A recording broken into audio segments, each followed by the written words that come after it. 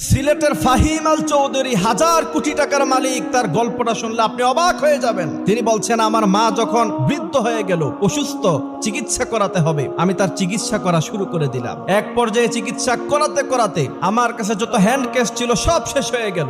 আমি ধার করা শুরু করলাম, ধার করে পর্যন্ত আমার মায়ের আমি চিকিৎসা চালালাম। শেষ পর্যন্ত আর কোথাও ধার পেলাম না। তিনি বলছেন, আমি আমার লন্ডনের সে ফ্ল্যাট পর্যন্ত আমি বিক্রি করে দিলাম শুধুমাত্র আমার মায়ের সেবা করার জন্য। সিলেটের ফাহিম আল চৌধুরী তিনি বলছেন যে আমার মা অত্যন্ত বৃদ্ধ মানুষ, নিজে ওয়াশরুমে গিয়ে নিজে পরিষ্কার হবে সেটা তিনি পারতেন না। আমি আমার এই আঙ্গুল দিয়ে তিনি যখন ওয়াশরুমে তিনি জরুরত ছাড়তেন, তারপরে আমি আমার নিজের আঙ্গুল দিয়ে নিজের হাত দিয়ে তা পরিষ্কার করে দিতাম। আমি তিনাকে গোসল করিয়ে দিতাম, তিনাকে খাবার খাইয়ে দিতাম। তবে আমি দেখতাম আমার মা যখন নামাজের মধ্যে দাঁড়াতেন, নামাজের পরেই দুহাত তুলে আল্লাহর কাছে কেঁদে কেঁদে আমার ব্যাপারে দোয়া করতেন, আর আমি পিছনে বসে বসে তার সাথে আমিন বলেছি।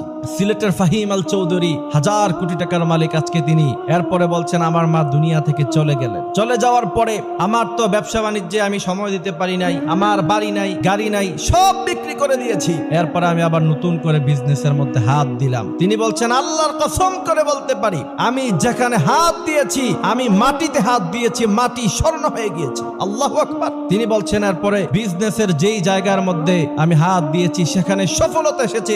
আজ পর্যন্ত আমার জীবনে কোনো ব্যর্থতা আসে নাই। তিনি তারপরে বলছেন, আজকে সেই দিনের গাড়ি হারানো, বাড়ি হারানো ফাহিম আল চৌধুরী আজকে 1000 কোটি টাকার মালিক। একজন মায়ের দোয়া কতটা কাজে লাগতে পারে তার থেকে শিক্ষা গ্রহণ করতে হবে। মায়ের দোয়া নিতে হবে। যুবকেরা মায়ের সাথে খারাপ ব্যবহার করে মনে করতে পারো তুমি অনেক টাকা সম্পদের মালিক হয়ে যাবা। সাময়িক সময়ের জন্য তোমার কাছে মনে হতে পারে এ টাকা তোমার কাছে মজুদ আছে, খরচ হয় নাই, কিন্তু মনে রাখবা জীবনে কখনো সুখী হতে পারবা না। আর মা বাবার পিছনে যদি খরচ করো, ইনভেস্টমেন্ট, তুমি যত খরচ করবা আল্লাহ তোমাকে 1000 গুণ বাড়াইয়া দিবে। এজন্য আল্লাহ বলছেন, ওয়াকাদা রাব্বুকা আল্লা তা'বুদু ইল্লা ইয়্যাহু ওয়া বিল ওয়ালিদাইনি ইহসানা। বাবা মায়ের সাথে এমন আচরণ করো না যাতে করে তারা উফ শব্দ পর্যন্ত তাদের মুখ দিয়ে বের হয়। শুধু তাই নয়, ওয়াখফিদ লাহুমা জানাহাদ যুল্লির ব্যাখ্যা হলো যে আপনি দুটো ডানা তাদের পায়ের নিচে বিছিয়ে দেন, মানে আপনার স্থাবর অস্থাবর সমস্ত সম্পত্তি তাদের পায়ের নিচে ঢেলে দেন। এদের কাছ থেকে কোনো জবাবদিহিতা নেওয়া যাবে না, এরা যেন উফ শব্দ পর্যন্ত না বলে। যদি এমনটা করতে পারেন, শুধু দুনিয়া নয় আখিরাতে আল্লাহ আপনাকে জান্নাতের মালিক বানাই দিবে। সুবহানাল্লাহ। এজন্য বাবা মায়ের খেদমত করতে হবে।